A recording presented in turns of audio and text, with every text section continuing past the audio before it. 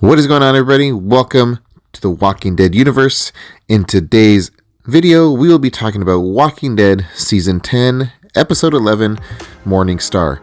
I'll be giving a full recap and review of this episode, so fair warning, spoilers ahead. If you do not want this episode spoiled for you because you have not watched it, I would go and watch another one of my videos.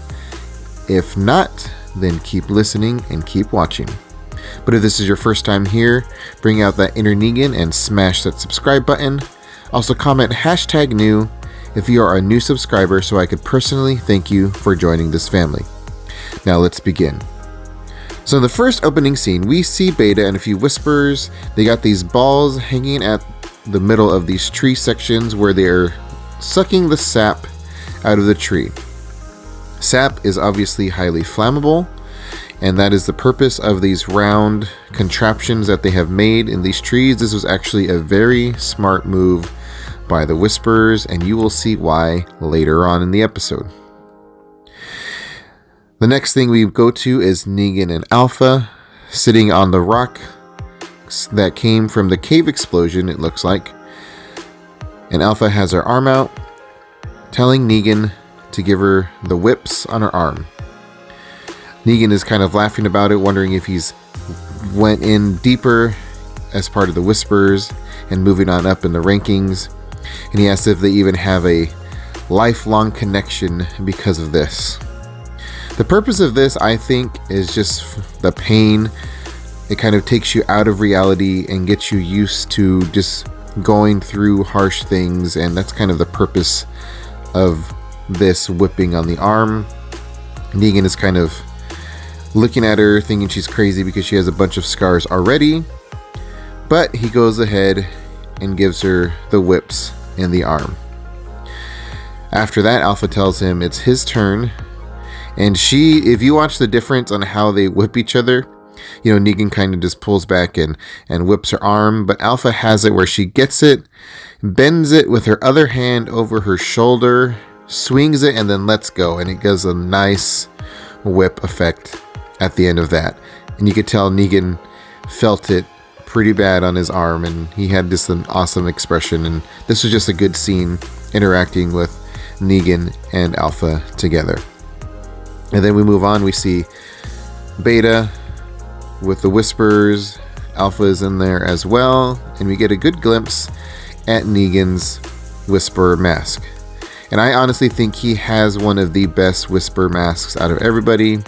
You know, Beta's is pretty cool. It shows his beard to the bottom. Alpha has the hair going on, but Negan has that smile cut in Heath Ledger Joker style, and he just has an amazing Whisperer mask. Even if he leaves the Whisperers, I hope he just takes the mask with them and just hangs it on the wall or something, because that would be a cool memorabilia item for him to hang on to. So we see Eugene back on his radio. He's talking to Stephanie, and it seems like they've been talking a lot more. He kind of reveals that he's in Virginia in this conversation as well, but the most important thing in how they got to this is they're talking about shooting stars and who's seen more.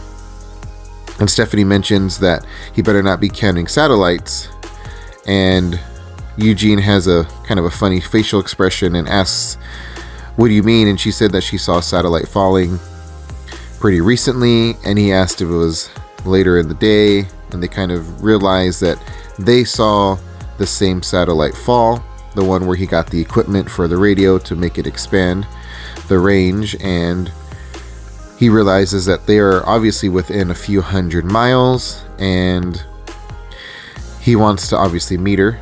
He wants the groups to meet, but she says to kind of keep it quiet still on his end, and she will kind of bring it up to her group because they're really closed off. They're really cautious on outsiders, and there could be many reasons for this. They could have ran into the CRM. They could have ran into another group, even like the Saviors. You never know. Saviors could have been in that area as well. Whisperers. There could be many reasons why they're super closed off, or even just other groups in general they could have come across, and they're very cautious of who they take in. Even if you look at Alexandria, obviously with Dante, They have to be very, very cautious of who you allow in and who you allow to do things in the groups. So now we're on to Hilltop. Alden is looking through his binoculars and he sees Aaron right there coming up in the little homemade carriage that they have, and he's wondering who the one in the back is, and obviously that is Gamma. They have never seen her before because she obviously just became part of the community, leaving Alpha and the Whisperers. And on this next scene, Gamma's sister left. Him and his wife took him in and took him as his own son, and Aaron's trying to convince him just that she's there to kind of see him because it's been a while. But he said they left him to die, so there's no reason why she should see him. There's no reason why any Whisperer should even really be in the camp, be at the hill. And Alden goes and just tells him, I'm going to take care of it. Don't worry about it. Like, she's not going to go anywhere near your child. So kind of reassures him. Looks like he's almost taken like a big leadership role, which is cool. I mean, coming from the Saviors, he was kind of just with them to be with them because there was really nothing else to do. So he's come a long ways. And I actually like him as a character, and I hope we get to see a lot more evolution with him as well. The next scene we have is Carol secluding herself from everybody else.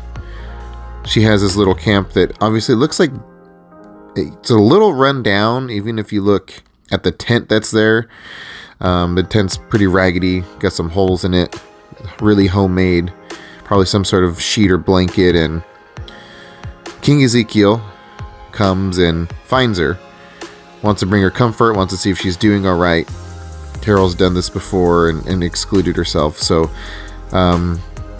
that's exactly how she found the kingdom with Morgan back right before Negan.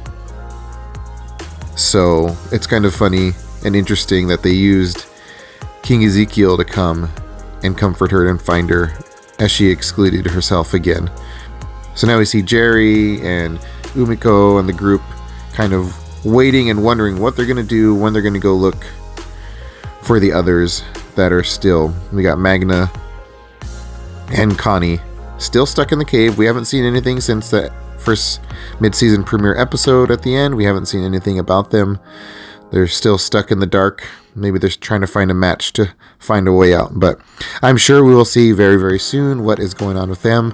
But they just want to go out and find their friends. Then we see Daryl and Lydia coming in. And Daryl said that he needs to talk to them. And they're just not really having it. But Lydia lets them know like they can't go anywhere because Alpha is coming with her horde. She knows her more than anybody, and she knows what her next move is going to be. And the only thing I didn't really care for in this episode, I think they could have did a lot better, is Gamma and Lydia had no interaction together at all. You don't even see them in the same areas. This could have been on purpose. Daryl could have just kept him secluded, or it could have just been something they didn't want to put in the episode. You never know, they could have filmed it and it just didn't fit in time-wise, but there was really no interaction, not a look, not a small conversation, nothing from those two. Next scene we have Rosita, and she stumbles upon Eugene's little area. Obviously she knows he's up there with the radio, but he's not in there, and Stephanie just happens to try to get a hold of Eugene, wants to know a little bit more about the satellite, and Rosita happens to be in the room, and she is kind of surprised to actually hear somebody on there. They probably all thought Eugene was crazy for spending so much time up there. Looks like he's kind of made it his home in a way with all the stuff that he has everywhere, but Rosita tries to talk back, and Eugene freaks out, obviously because he made the deal that he wouldn't let anybody know in his camp about their conversations. Stephanie was going to be the first one, and he flips out over Rosita. I mean, he could have probably done a better way of explaining to Rosita and a better way of explaining to Stephanie instead of just saying, I'm sorry, that was a mistake. But he just says sorry and doesn't really explain anything. So Eugene's a funny character. His conversations with Stephanie are probably one of the funniest things I've heard You could probably make a merch line off just his one-liners that he has, because they're pretty awesome. Whoever writes his dialogue is a very awesome writer and totally understands his character and personality. So next we get to a scene that, if you saw last week's the previews for this episode about Negan and Alpha talking, I'll sum it up real quick because I already did a video on that already. But it's Negan pretty much trying to convince Alpha that they don't have to go and just wipe out the communities. Negan and Alpha have different leadership styles, different styles of how they control the groups, and different views on outsiders. Alpha pretty much would just wipe them out because they're a nuisance. Negan sees them that he could use and she could use the Hilltop and Alexandria to their benefit, make them do what they want them to do by just threatening them, the way he used to run the Saviors, and he still thinks that's the best way. Obviously, if he did the same thing and did the Saviors again, I'm sure he would be a little more cautious about who he has in leadership and trusting everybody, not realizing that people will eventually want to be the main one in charge. So that's what that whole conversation right here was about. And then we go back to the Hilltop. Lydia's trying to explain to everybody that they pretty much need to leave because Alpha's coming straight for them.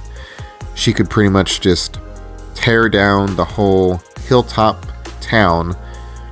They're reluctant. They don't want to leave. They don't want to run. They want to stand and fight. Some of them want to take off and not even have to deal with it because there's not that many fighters, and obviously a horde of walkers and the Whisperers, they are at a huge disadvantage. So Daryl decides they'll get the kids out first, make sure they're to safety, and then they'll figure out what they're going to do next with everybody else. More than likely they were going to leave, probably try to go to Alexandria and back them up as well, so it could be one big huge battle over there. And as you can see in the next scene, they got RJ and Judith ready to go. They have them loaded up in the little homemade carriages, which is pretty cool. Back to original horsepower in this. But as Daryl's leading them, they're going to go to Oceanside. He notices a tree in the ground and their lookouts hanging from the trees above. Right then and there, he knew exactly what had happened.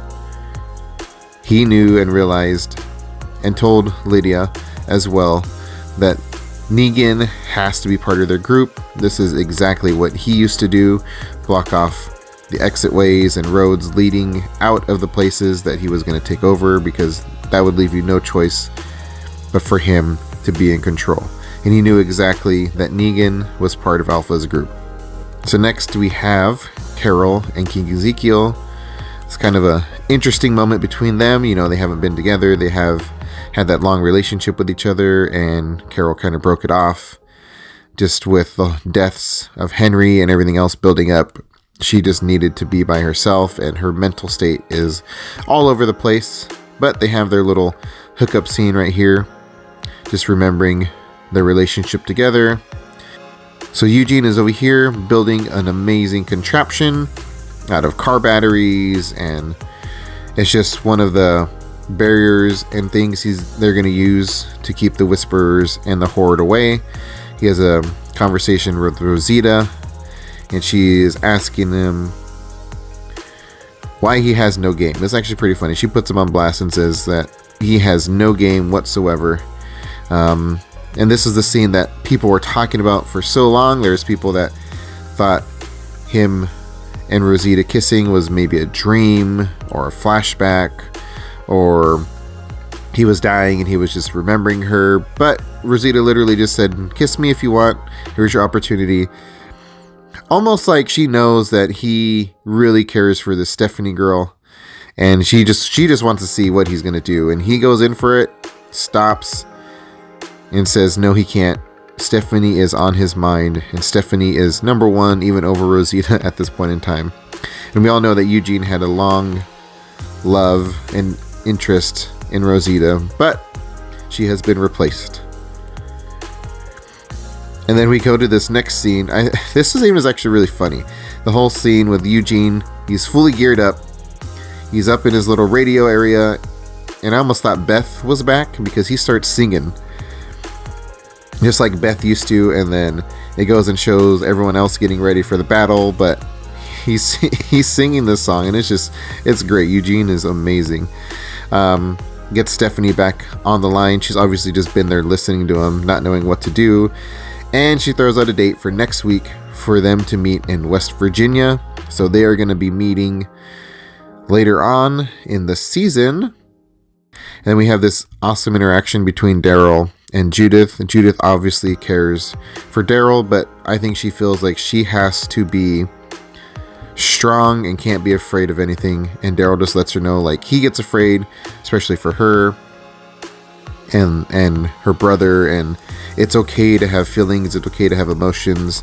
She's kind of been in this place and grown up in this world where emotions aren't high on her list, that she feels like she has to just be strong and fierce and a fighter all the time. And he just lets her know that if King Ezekiel comes, or he comes and they need to go, she needs to grab her brother, and then she just needs to go, whether Daryl's there, whether King Ezekiel's there.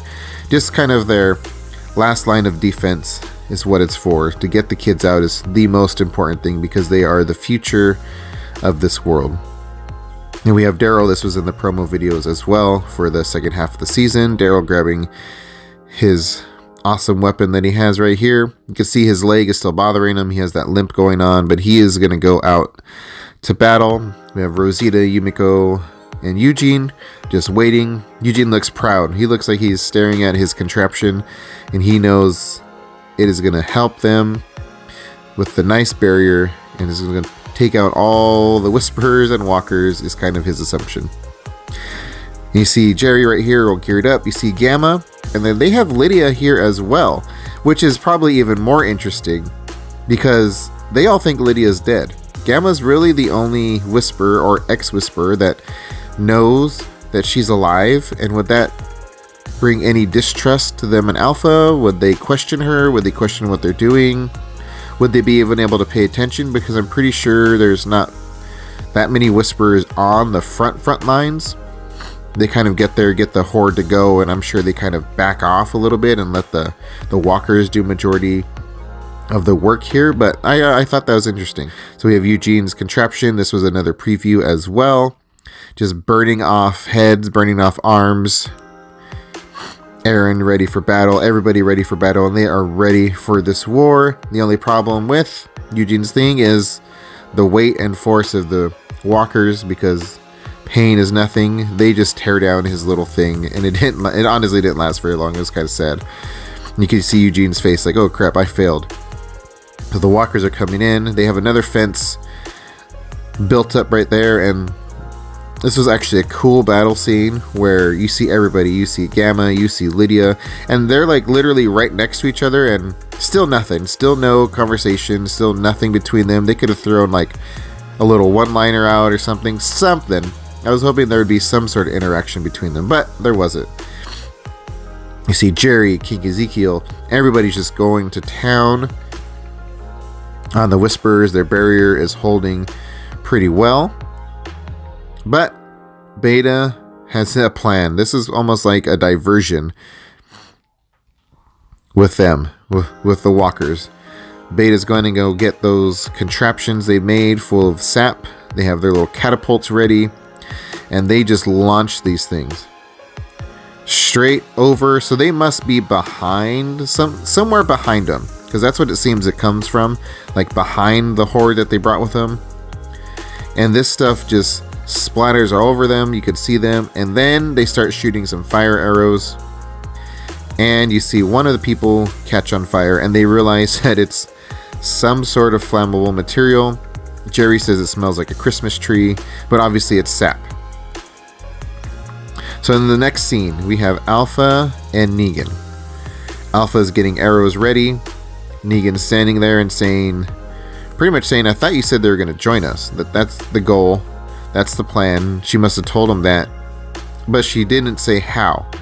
She said she wants them to be part of their horde, and Negan is like, you are badass. You are amazing.